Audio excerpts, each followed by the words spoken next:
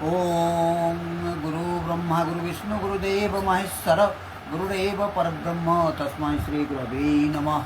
ओम नमो भगवते वासुदेवाय। श्रीमद्भागवत गीता अथ पंचम अध्याय आज शुरू होबे श्लोक नम्बर 3 থেকে। ज्ञेय स नित्य सन्नासी जो न दृष्टि न कंखति निर्द्वंद हि महाबाहो शोकांग बंधात प्रमुच्यते। हे महाबाहो, যিনি তার কর্মফলের প্রতি ঘৃণা বা আকাঙ্ক্ষা যুক্ত নন তাকেই নিত্য সন্ন্যাসী বলে জানবে। এই প্রকার ব্যক্তি দ্বন্দ্বরহিত এবং তিনি পরম সুখে কর্মবন্ধন অতিক্রম করে মুক্তি লাভ করেন। যিনি বিদ্বেষ পোষণ করেন না, কিছু আকাঙ্ক্ষা করেন না, তাকে সর্বদা সন্ন্যাসী বলে জানবে। তিনি জ্ঞানমার্গী অথবা নিষ্কাম কর্মযোগী হন, যাই হোক না কেন, রাগ দেশ ইত্যাদি দ্বন্দ্বহীন সেই পুরুষ ভববন্ধন থেকে মুক্ত হন। তাৎপর্য বলছে, যিনি পূর্ণরূপে কৃষ্ণ ভাবনাময় তিনি সর্বদাই ত্যাগী, কারণ তিনি তার কর্মফলের প্রতি ঘৃণা বা আকাঙ্ক্ষা যুক্ত নন। এই ধরনের ত্যাগী যিনি অনন্য ভক্তি সহকারে ভগবানের সেবা করেন তিনিই হচ্ছেন প্রকৃত জ্ঞানী, কারণ ভগবানের সঙ্গে তার নিত্য সম্পর্কের কথা তিনি জানেন। তিনি খুব ভালোভাবেই জানেন যে শ্রীকৃষ্ণ সম্যকভাবেই পূর্ণ এবং তিনি শ্রীকৃষ্ণের অবিচ্ছেদ্য অংশ মাত্র। এই জ্ঞানই যথার্থ জ্ঞান, কেননা তা গুণ বৈশিষ্ট্য এবং পরিমাণগত বৈশিষ্ট্যের বিচারেও সত্য।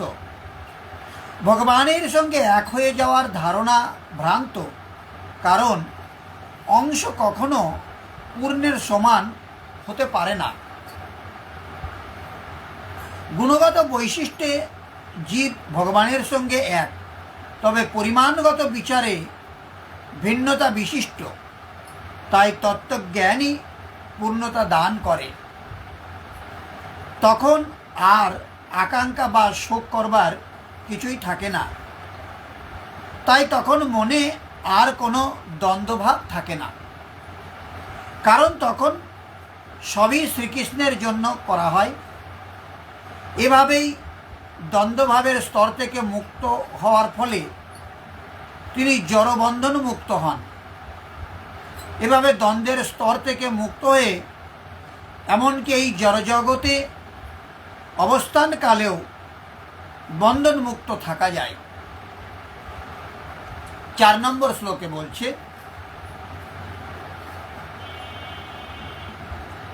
শঙ্কযোগৌ পৃথক বলঃ প্রবদ্ধন্তি না পণ্ডিতা একমপ্যস্থিত সমাগোর্ভয়র্বিন্দতে ফলম। অনুবাদ: অল্পজ্ঞ ব্যক্তিরাই কেবল বলে যে কর্মযোগ সাংখ্যযোগ থেকে পৃথক। পণ্ডিতেরা কিন্তু বলেন যে উভয়ের মধ্যে যে কোনো একটিকে সুষ্ঠুরূপে আচরণ করলে উভয়েরই ফল লাভ হয়।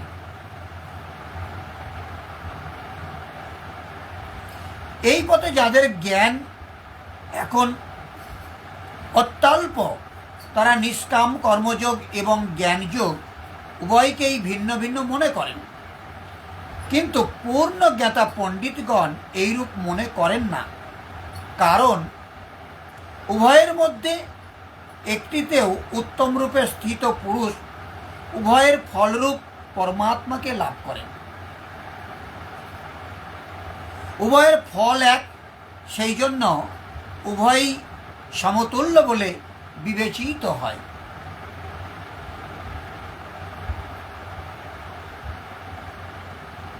তাৎপর্য বলছে, সাংখ্য দর্শনের উদ্দেশ্য হচ্ছে জড়জগতের অস্তিত্বের আত্মানুসন্ধান করা। জড়জগতের আত্মা হচ্ছে শ্রী বিষ্ণু বা পরমাত্মা। ভক্তিযোগে যখন ভগবান শ্রীকৃষ্ণের সেবা করা হয় তখন পরমাত্মারও সেবা সাধিত হয়। একটি প্রক্রিয়া হচ্ছে গাছের মূল খুঁজে বার করা, আর অন্যটি সেই মূলে জল সিঞ্চন করা। সাংখ্য দর্শনের যথার্থ শিক্ষার্থী জড়জগতের মূল শ্রী বিষ্ণুকে জানতে পেরে পূর্ণ জ্ঞানযুক্ত হয়ে তার সেবায় ব্রতী হন। তাই এই দুটি পদ্ধতিতে কোনো ভেদ নেই, কারণ উভয়েরই উদ্দেশ্য শ্রী বিষ্ণু। পরম লক্ষ্য সম্বন্ধে অজ্ঞ ব্যক্তিরাই কেবল বলে যে সাংখ্যযোগ ও কর্মযোগের উদ্দেশ্য এক নয়, কিন্তু যথার্থ জ্ঞানী ব্যক্তি জানেন এই সমস্ত বিভিন্ন পদ্ধতির উদ্দেশ্য মূলত একই।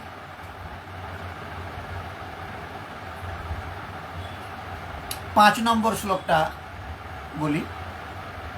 যত সাংখ্যে প্রাপ্যতে স্থানং তৎ যোগৈরপি গম্যতে একং সাংখ্যং চ যোগং চ যা পশ্যতি স পশ্যতি।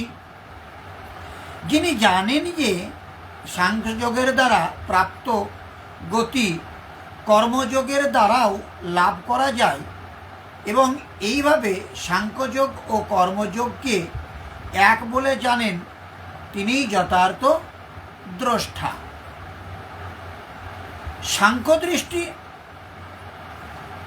সাংখ্যদৃষ্টি ভাবাপন্ন কর্মযোগী যেখানে পৌঁছান, নিষ্কাম কর্মের মাধ্যমে যিনি কর্ম করেন তিনিও সেই একই স্থানে পৌঁছান। সেই জন্য যিনি উভয়কেই ফলের দৃষ্টিতে এক দেখেন তিনিই যথার্থ জ্ঞানী। যদি উভয়েই একই স্থানে পৌঁছায় তবে নিষ্কাম কর্মযোগ বিশেষ কেন?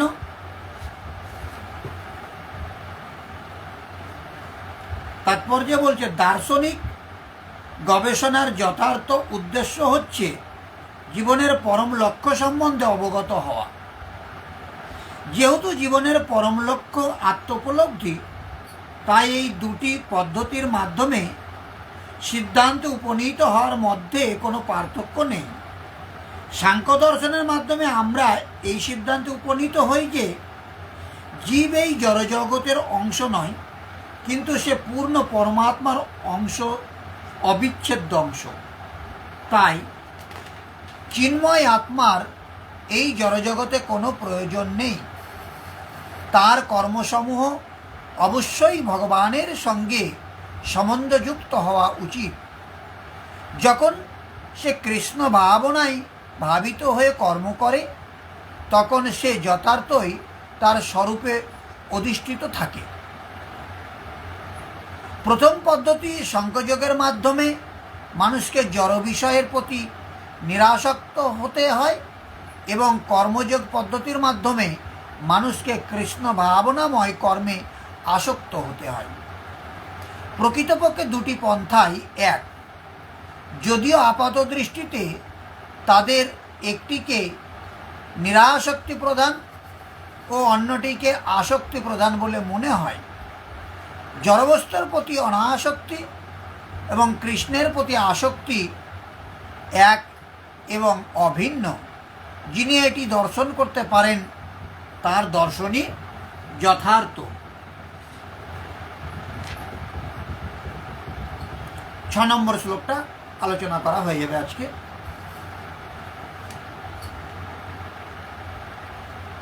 সন্ন্যাসস্ত মহাবাহ দুঃখ মাপ্ত মযোগত্ব যোগযুক্ত মুনির ব্রহ্ম না চিরানদ্বৈ গচ্ছতি। হে মহাবাহ, কর্মযোগ ব্যতীত কেবল কর্মত্যাগরূপ সন্ন্যাস দুঃখজনক, কিন্তু নিষ্কাম কর্মযোগে যুক্ত মুনি অচিরেই ব্রহ্মকে লাভ করেন। অর্জুন নিষ্কাম কর্মযোগের আচরণ ব্যতীত সন্ন্যাস অর্থাৎ সর্বস্বের ন্যাস প্রাপ্ত হওয়া দুঃখপ্রদ। যখন যোগের আচরণ আরম্ভই হয়নি তখন তা প্রায় অসম্ভব। সেই জন্য যিনি ভগবত স্বরূপ মনন করেন তিনি মুনি, যার মন এবং ইন্দ্রিয়সমূহ মৌন, নিষ্কাম কর্মযোগের আচরণ করে শীঘ্রই পরমেশ্বর পরমাত্মাকে লাভ করেন। স্পষ্ট হলো যে জ্ঞানযোগে নিষ্কাম কর্মযোগেরই আচরণ করতে হয়, কারণ দুটিতেই ক্রিয়া এক। সেই যজ্ঞের ক্রিয়া যার শুদ্ধ অর্থ হচ্ছে আরাধনা। উভয় মার্গেই উভয় পথেই তফাৎ কেবল কর্তার দৃষ্টিকোণে, কে কিভাবে দেখছি।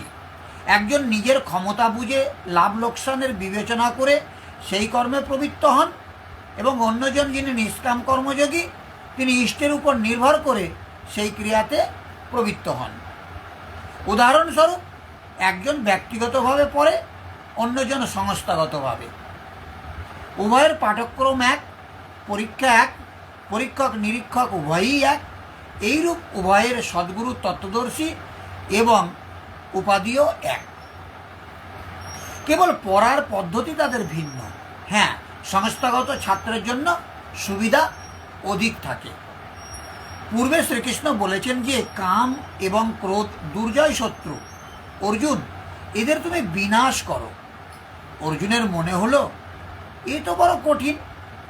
তখন কৃষ্ণ বললেন, না, দেহ থেকে শ্রেষ্ঠ ইন্দ্রিয়, এবং ইন্দ্রিয় থেকে শ্রেষ্ঠ হচ্ছে আমাদের মন, মন থেকে শ্রেষ্ঠ হচ্ছে আমাদের বুদ্ধি, আর বুদ্ধি থেকে শ্রেষ্ঠ হচ্ছে তোমার স্বরূপ। সেখান থেকেই তুমি প্রেরিত। এই প্রকার নিজের ক্ষমতা বুঝে নিজের শক্তি সম্বল করে স্বাবলম্বী হয়ে কর্মে প্রবৃত্ত হওয়া, তার নাম হচ্ছে জ্ঞানযোগ। শ্রীকৃষ্ণ বলেছিলেন, চিত্তকে ধ্যানস্থ করে কর্মগুলি আমাকে সমর্পণ করে আশা, মমতা এবং সন্তাপ রহিত হয়ে তুমি যুদ্ধ করো।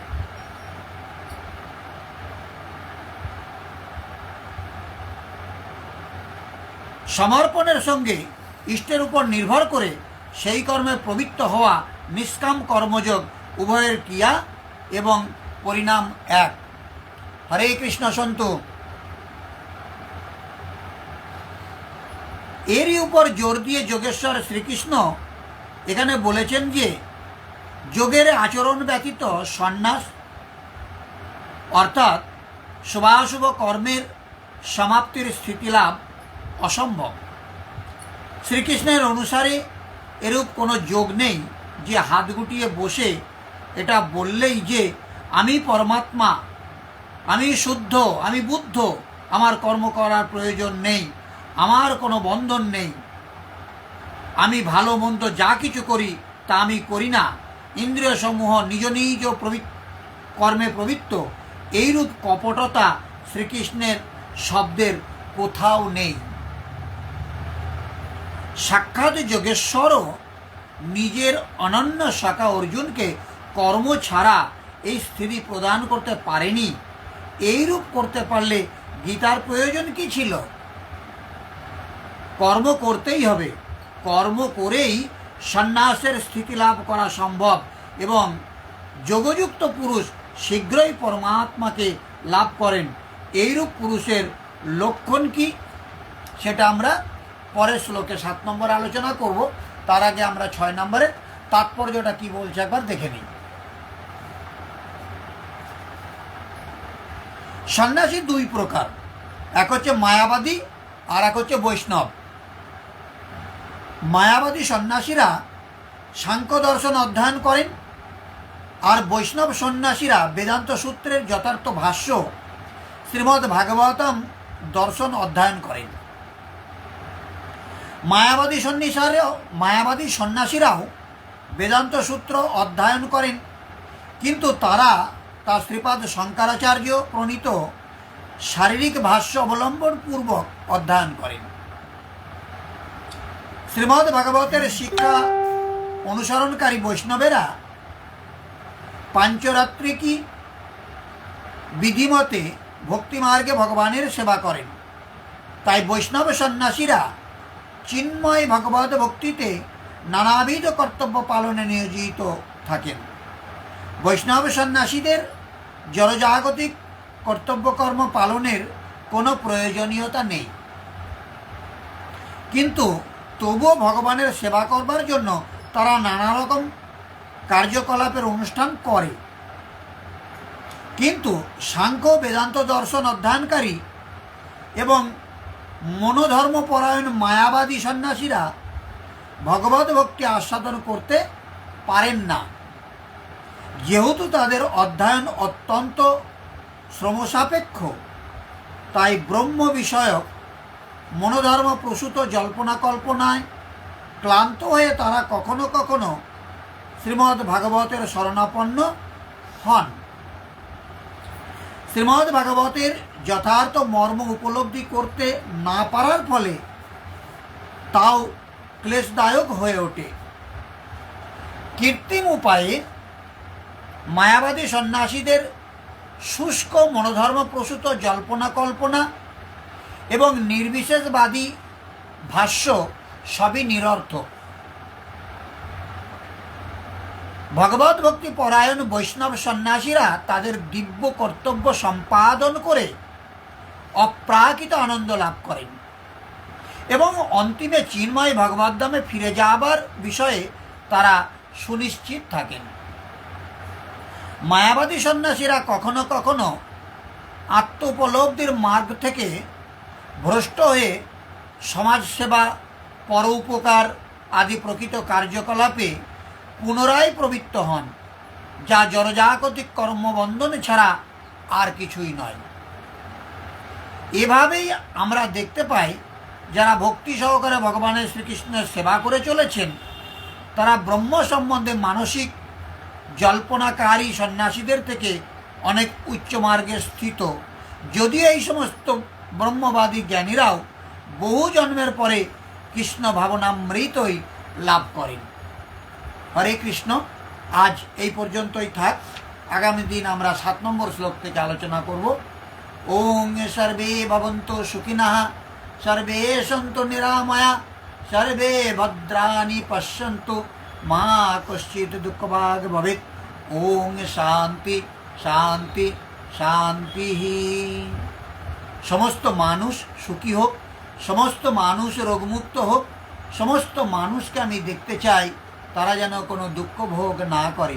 হরে কৃষ্ণ।